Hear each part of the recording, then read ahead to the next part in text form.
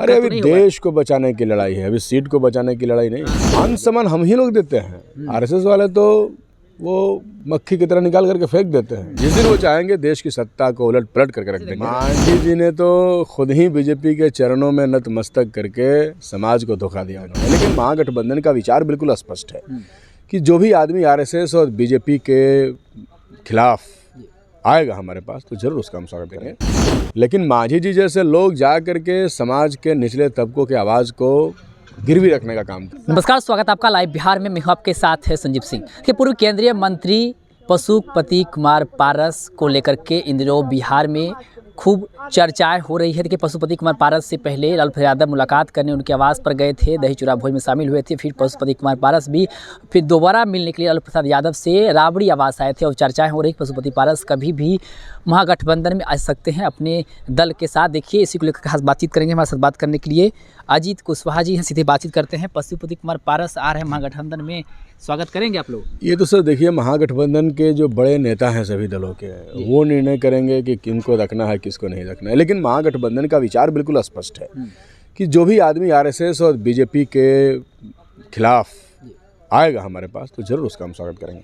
अगर दल बढ़ता है तो कहीं ना कहीं इसका सीट बंटवारे में कई दिक्कत अभी तो नहीं होगा? देश को बचाने की लड़ाई है, अभी सीट को बचाने की लड़ाई नहीं है। बेरोजगारी, महंगाई, भूखमरी, सब कुछ आप देख रहे हैं, तो उचित मान सम्मान व्यापक मिलेगा है।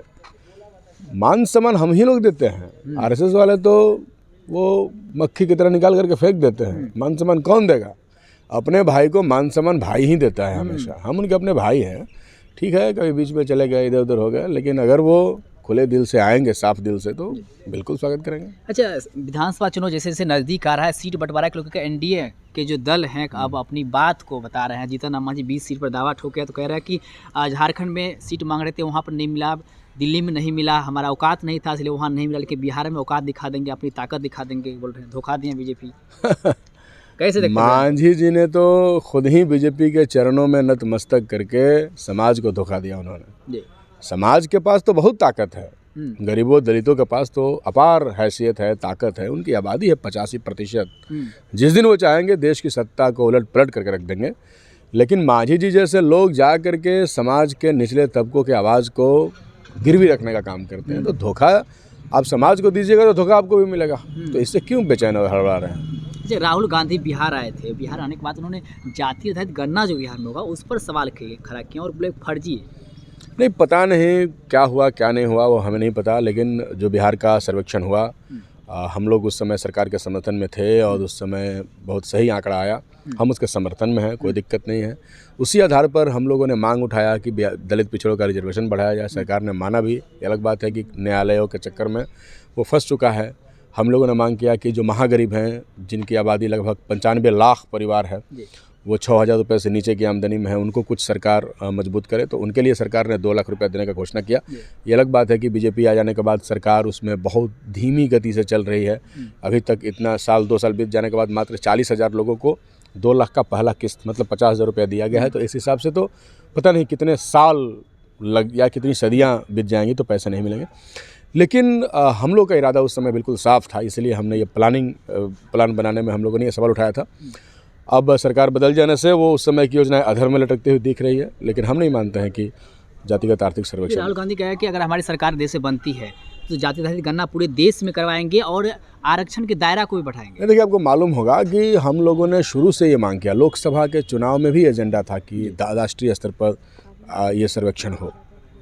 तो आज भी हमारी मांग है, हम इस मांग के समर्थन में होना चाहिए देश स्तर पर। मुख्यमंत्री नीतीश कुमार प्रगति यात्रा पर इन दिनों हैं, हर जगह जा रहे हैं, कई करोड़ परियोजनाओं की जो है घोषणा कर रहे हैं। अभी सीमांचल में है, सीमांचल में जो है लगातार वो परियोजना घोषणा कर रहे हैं। आज भी उसका कार्यक्रम कटिहार में है, कैसे देखते हैं? ये अपनी यात्रा में हम सुन रहे हैं कि लगभग 200 करोड़ के आसपास, आप लोग जानते होंगे कितना है पता नहीं, मैं आंकड़ा गलत भी हो सकता है मेरा, लेकिन ज़्यादा है ना, ज़्यादा पैसा इनकी यात्रा में खर्च हो रही है। तो ये इतने से तो कितने पुल पुलिया सड़क बन जाते। तो ये बताने के लिए कि मुख्यमंत्री को प्रगति हम कर रहे हैं, ये जनता के दिमाग में ठूंसने का क्या मतलब है? अगर आप करते हैं, काम करेंगे तो लोगों को दिखेगा आपने क्या विकास किया। लोगों को पता है, एक बीपीएससी का परीक्षा ढंग से आप नहीं ले पा रहे हैं, आपने क्या विकास कर दिया। यहाँ पर जो है महिलाएं, जिनके ऊपर वो हमेशा निर्भर हैं और कहते हैं कि हमने महिलाओं को बहुत आगे बढ़ाया, वहाँ रसोईया में काम करने वाली महिलाओं को मात्र जो है 1600 1650 रुपया सैलरी मिलता है। आशा वर्कर हैं जिनको कोई पैसा नहीं मिलता, आंगनबाड़ी है जिनको बहुत मिनिमम मिलता है। तो ऐसे तो अपमान हुआ।